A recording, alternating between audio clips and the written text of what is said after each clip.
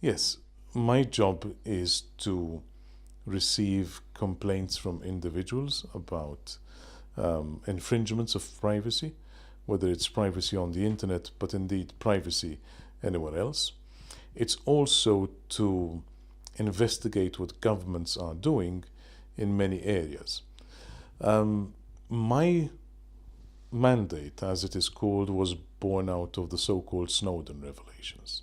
And the Snowden revelations were about infringements of privacy in cyberspace by states, by state actors carrying out surveillance. So therefore, surveillance is a very important subject to me, but it's not the only subject we deal with. Far from it. I have identified at the beginning of my mandate 5 priorities, one of which, yes, is security and surveillance, but there are other priorities. These include health data, privacy and health data. They include big data and open data.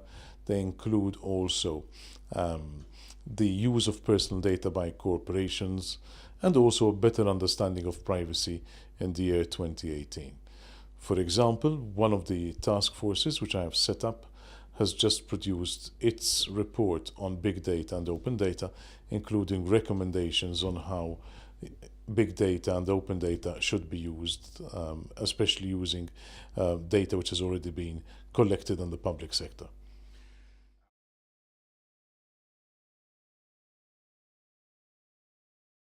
We're getting both more privacy and less privacy. We're becoming more privacy conscious thanks to digitalization.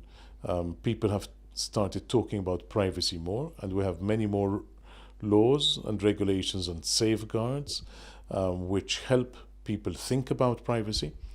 But we're also getting less privacy, and we're getting less privacy because of the fact that today we have many technologies which we did not have 30 years ago, right? Not even 20 years ago. So the fact that today many of us carry smartphones around, that means that we are generating much more metadata.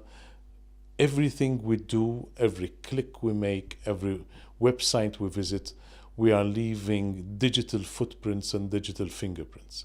And that is also making us a product, in the sense that we are generating data about ourselves, data which people use for advertising, but it's also profiling us in a way which before was impossible, right? So these electronic fingerprints and then these digital footprints which we leave everywhere in every visit that we make on the internet, in every site that we look at, in everything we do in online shopping, in our every surfing activity. These are all things which can tell other people a lot of things about us. And if those things are abused, then if they are put to the wrong use, especially by an autocratic state, by a state which is abusive, then we could be in very serious trouble.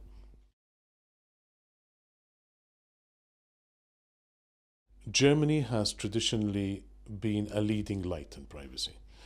Germany has been one of the strongest countries in the building of privacy. It is also thanks to Germany that, thanks, for example, to the 1983 census decision, which recognized Persönlichkeitsrecht, which also enunciated clearly the principle of informational self-determination. It is thanks to the German Constitutional Court too that we have the 2008 decision on digital privacy. And Germany has been respected for many years as being one of the toughest, strictest countries when it comes to privacy.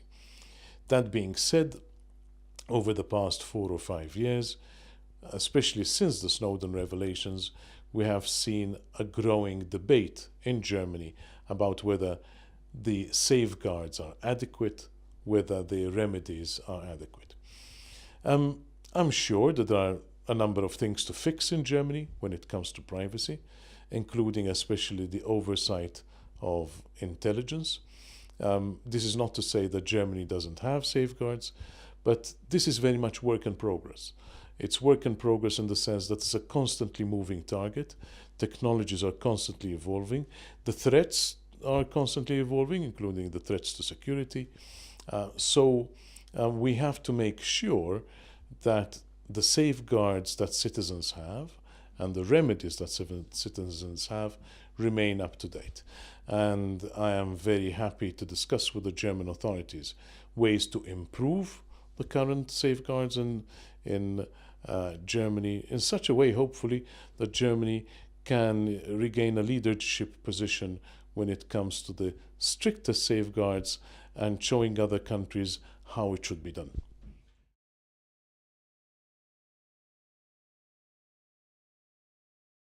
Well, I think that people need to fight for the digital rights because they are part of the underlying tensions in a democracy.